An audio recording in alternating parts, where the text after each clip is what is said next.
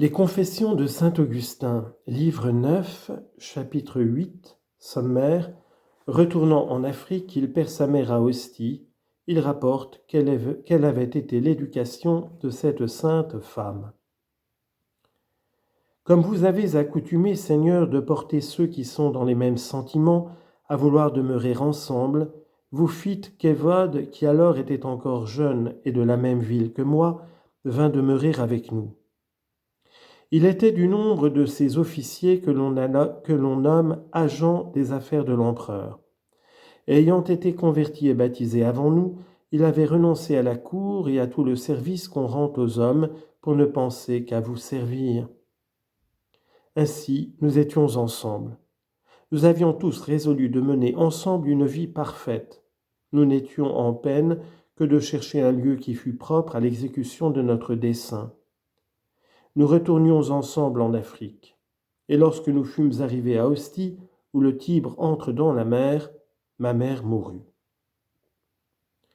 Je passe plusieurs choses parce que je désire d'abréger. Recevez, s'il vous plaît, mon Dieu, les confessions que je vous fais et les actions de grâce que je vous rends,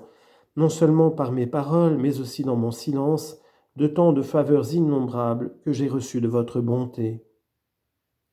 Mais je ne puis taire ce que mon esprit conçoit touchant votre servante qui m'avait conçu dans ses flancs,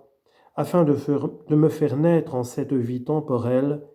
et dans son cœur afin de me faire renaître pour l'éternel. Je ne la louerai d'aucun bien dont elle-même ait été la source, mais seulement des dons que votre grâce lui a départis, puisqu'elle ne s'était pas faite elle-même et ne s'était pas élevée elle-même en son enfance. C'était vous, ô mon Dieu, qui l'aviez formée. Et lorsque son père et sa mère la mirent au monde, ils ne savaient pas quelle elle serait.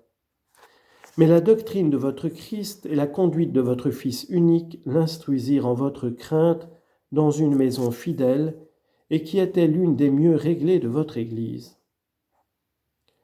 Quand elle parlait de la manière dont elle avait été élevée, elle ne se louait pas tant du soin de sa mère que de celui d'une servante qui était si extrêmement âgée qu'elle avait porté son père entre ses bras lorsqu'il était encore enfant, ainsi que des filles déjà grandes ont accoutumé de porter ceux qui sont en ce petit âge et qui vivaient dans une telle crainte de Dieu que sa vertu, aussi bien que sa vieillesse, avait porté le maître et la maîtresse de cette maison toute chrétienne à la respecter et à lui donner la conduite de leur fille. Elle s'en acquittait avec un soin extrême.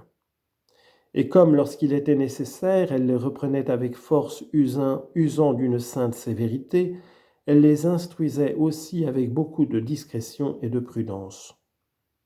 Car, hors les heures où elles mangeaient très sobrement à la table de leur père, quelque violente soif qu'elles eussent, elles ne leur permettaient pas seulement de boire de l'eau, les empêchant de prendre cette mauvaise coutume et leur disant cette parole pleine de sagesse: « Maintenant, vous buvez de l'eau parce que vous n'avez pas le vin en votre puissance. Mais lorsque vous serez mariés et que vous serez maîtresse des caves et des celliers, vous ne tiendrez compte de l'eau et vous conserverez cette coutume de boire. » Par ces sages remontrances et par l'autorité qu'elle prenait sur l'esprit de ces jeunes filles, elle arrêtait les désirs inconsidérés qui sont ordinaires en cet âge et leur apprenait à régler tellement leur soif selon les règles de la tempérance qu'elles s'étaient accoutumées peu à peu à n'avoir pas même le désir de faire ce qu'elles savaient ne pouvoir faire honnêtement. Néanmoins, mon Dieu, ma mère, votre servante, me contait que, nonobstant tous les soins de cette bonne femme, il s'était glissé dans son cœur une inclination à boire du vin, et qu'ainsi, lorsque, selon la coutume, son père et sa mère lui commandaient, comme à une fille très sobre, d'aller à la cave tirer du vin, ayant rempli le pot avec lequel elle puisait dans la cuve, elle en goûtait un peu du bout des lèvres, avant que de le verser dans la bouteille, n'en pouvant prendre davantage à cause qu'elle y sentait de la répugnance. Car elle ne le faisait pas par un amour qu'elle eut pour le vin, mais par je ne sais quels excès et mouvements gais et libres qui se lèvent des bouillons et de la chaleur de la jeunesse, et qui ont besoin d'être réprimés dans l'esprit de ceux de cet âge par l'autorité des personnes qui les gouvernent. Or, comme en méprisant les petites fautes on tombe insensiblement dans de plus grandes, il arriva qu'ajoutant chaque jour encore un peu à ce vin qu'elle prenait, elle se laissa emporter de telle sorte à cette mauvaise coutume qu'elle en buvait presque des coupes toutes pleines avec avidité et plaisir. Où était alors cette vieille femme si vigilante? Qu'étaient devenues toutes ces défenses si sévères? Et quel pouvoir eussent-elles eu de guérir cette maladie cachée si votre grâce, qui est le remède de nos maux, ne veillait sur nous? Car lorsque son père et sa mère et tous ceux qui avaient besoin de sa nourriture étaient absents, vous, mon Dieu, qui êtes toujours présent, qui nous avez créés, qui nous appelez à votre service, et qui par l'entremise même des méchants faites du bien aux âmes pour les sauver et les retirer de leurs défauts par la conduite de votre providence et par la lumière efficace de votre esprit, que fîtes-vous alors, Seigneur? De quels moyens avez-vous usé pour remédier à cette imperfection de ma mère, et de quelle sorte l'en avez-vous délivré entièrement? Vous vous servites d'un reproche très piquant et très outrageux que lui fit une autre personne, ainsi que d'un fer salutaire pour retrancher tout d'un coup cette corruption qui s'était formée dans son âme. Une servante qui avait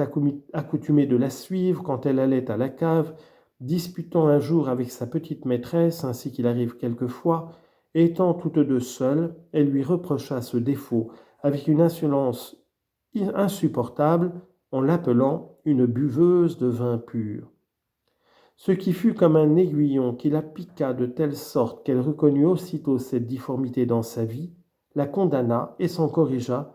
tant il est vrai qu'au lieu que nos amis nous entretiennent souvent dans le vice par leur flatterie, nos ennemis nous servent souvent à nous corriger de nos fautes par leurs reproches.